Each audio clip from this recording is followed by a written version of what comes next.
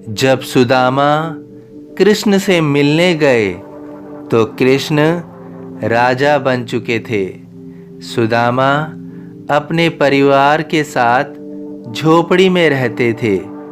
सुदामा अपनी गरीबी के बारे में कृष्ण को कुछ नहीं कह सके, जबकि उनके परिवार ने उनसे कहा था कि जब तुम कृष्ण से मिलो तो अपनी गरीबी के बारे में सब कुछ बताना कि हमारे लिए खाने के लिए अन्न भी नहीं है। लेकिन सुदामा ने अपनी गरीबी के बारे में कृष्ण से कुछ नहीं कहा, परंतु भगवान से क्या छुपा है। जब सुदामा कृष्ण से मिलकर वापस अपने घर आए तो सुदामा को अपनी झोपड़ी नहीं मिली, बल्कि वहां महल जैसा सुंदर घर मिला। बिन मांगे मोती मिले, मांगे मिले ना भीख। अर्थात जब हम मांगते रहते हैं तो हमें भीख भी नहीं मिलती है, लेकिन जब हम कुछ नहीं मांगते हैं तो हमें मोती मिल जाते हैं। अर्थात हम जो कुछ भी चाहते हैं वो सब मिल जाता है। हम ईश्वर से क्या मांगे, क्यों मांगे? क्या वह हमें नहीं देख रहा है? क्या वह नहीं जानता है कि हमें क्या चाहिए? वह हमें निरंतर देख रहा है। जितना वह हमें देखता है उतना हमें कोई भी नहीं देखता है। वह सब जानता है कि हमें कब क्या मिलना चाहिए। यदि हम अपने मन में पूर्ण रूप से ईश्वर को रखें तो हम किसी भी जाल में नहीं फंसेंगे।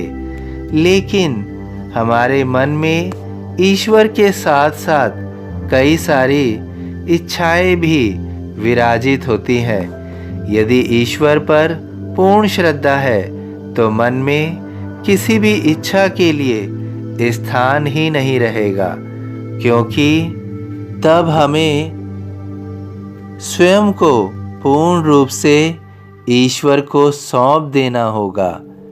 अब ईश्वर ही अपनी इच्छा से जो चाहेगा वो हमें देगा, और जो नहीं चाहेगा वो हमें नहीं देगा।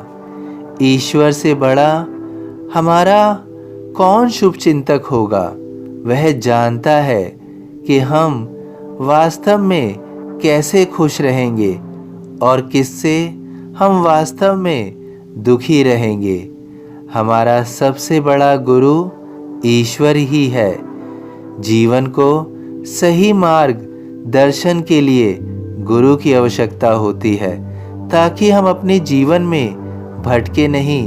हम अपने जीवन में अधिकतर समय अपने लक्ष्य के मार्ग के लिए भटकते रहते हैं। हमें किस राह पर चलना चाहिए और किस राह पर नहीं। इसलिए हमारे जीवन में गुरु होना अति आवश्यक है, जो हमें सही राह दिखा सके और हमारा ईश्वर हमारे जीवन को बेहतर बना सके।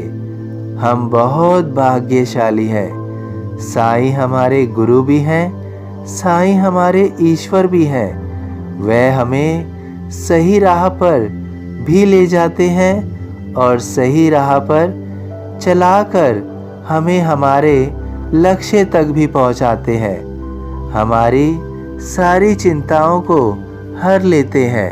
हमारे लिए जो अच्छा होता है वह हमें मिलता है। हमारे मन की इच्छा को बिना कहे जान जाते हैं। बड़ी बड़ी इच्छाएं पूरी करते हैं और बहुत बड़ी इच्छा पूरी कर रहे हैं। जैसा भाव रहा जिस जन का, वैसा रूप हुआ मेरे मन का। सभी साईं भक्तों से अनुरोध है कि कमेंट बॉक्स में ओम साईं राम या अपनी कोई प्रार्थना लिखिए। वीडियो पसंद आया हो तो वीडियो को लाइक कीजिए, अन्य साईं भक्तों में शेयर कीजिए, इस चैनल को सब्सक्राइब कीजिए, बेल आइकॉन के बटन को पुश कीजिए। यदि फेसबुक पर देख रहे हैं तो प्लीज़ इसे फॉलो कीजिए। ओम साईं राम।